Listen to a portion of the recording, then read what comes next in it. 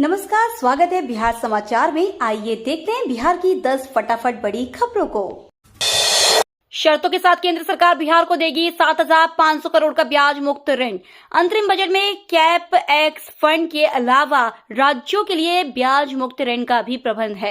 राज्यों के बीच कुल 75,000 करोड़ का ऋण वितरण होना है और उसमें से बिहार को 7,500 करोड़ रुपए मिलेंगे। लंबी अवधि के इस ऋण की वापसी 50 वर्षों के बीच कर देनी होगी। दूसरी शर्त यह है कि इस ऋण से आधारभूत संरचना का विकास और निर्माण कार्य होंगे। दूसरे मद में यह राशि खर्च नहीं होगी। सड़कों, भवनों के निर्माण, अस्पताल व विद्यालय के साथ औद्योगिक क्षेत्र के विकास आदि पर यह राशि खर्च होगी। सरकारी नौकरी में 65% आरक्षण मामले पर पटना हाई कोर्ट में सुनवाई टली। बिहार की नीतीश सरकार द्वारा सरकारी नौकरियों में ओबीसी, ईबीसी, एसटी, एससी वर्गों को 65% आरक्षण दिए जाने के आदेश को चुनौती देने वाली याचिका की सुनवाई पटना हाई कोर्ट में टल गई है। अब इस मामले पर 4 मार्च को दोबारा सुनवाई होगी। दरअसल राज्य सरकार द्वारा नवंबर 2023 को पारित कानून को याचिका चुनौती दी गई थी, जिसमें अनुसूचित जाति, अनुसूचित जनजाति, ईबीसी व अन्य पिछड़े वर्गों को 65% आरक्षण दिया गया, जबकि सामान्य श्रेणी के अभ्यर्थियों के लिए 35% ही पदों पर सरकारी सेवा में दी जा सकती है। नौकरी करना है तो गांव में पढ़ाने की आदत डाले। बीपीएससी टीचर को के पाठक की 2 टूक। शिक्षा विभाग के अपर मुख्य सचिव के पाठक शुक्रवार की तड़के किशनगंज पहुंचे। सबसे पहले सर्किट हाउस से चकला स्थित डाइट पहुंचे। डाइट में प्रशिक्षण ले रहे शिक्षकों व दूसरे चरण के बीपीएससी पास शिक्षकों को कई टिप्स दिए। उन्होंने बीपीएससी पास नए शिक्षक से पूछा कैसा लग रहा है पढ़ाने में। नए शिक्षक आने से अब ग्रामीण क्षेत्रों के बच्चे भी स्कूलों में आएंगे। अब गांव के स्कूल में एक बेहतर माहौल मिलेगा। के पाठक ने कहा कि ज्यादातर शिक्षक को गांव में ही नियुक्त किया जा रहा है। उन्होंने कहा शहर मिलेगा भी नहीं, इस बात को समझ ले। काला हिरण शिकार मामले में चेनारी के थाना अध्यक्ष रहे शंभू कुमार बर्खास्त। रोहतास के चर्चित काला हिरण शिकार मामले में तत्कालीन चेनारी थाना अध्यक्ष शंभू कुमार पर गाज गिरी है।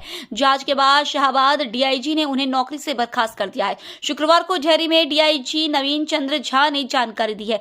बता दें कि शंभू कुमार को 4 महीने पहले ही इस मामले में सस्पेंड कर दिया था।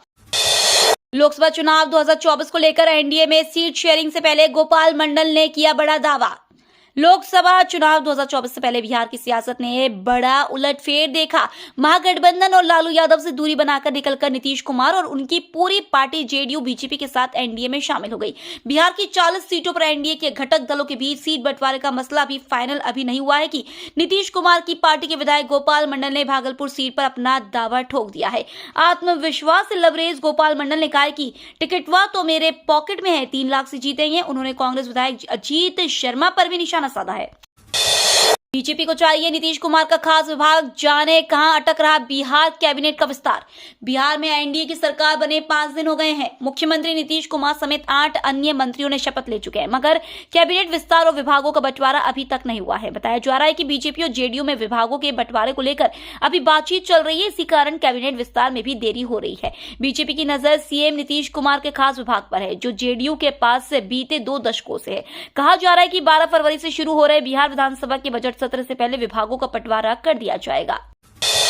दिल्ली में पीएम मोदी से मिले लल्लन सिंह। सरकार बनने के बाद यह पहली मीटिंग। जेडीयू के पूर्व अध्यक्ष लल्लन सिंह ने शुक्रवार को दिल्ली में प्रधानमंत्री नरेंद्र मोदी से मुलाकात की। बिहार में नीतीश कुमार के नेतृत्व में एनडीए की सरकार बनने के बाद जेडीयू सांसद की पीएम से यह पहली मीटिंग है।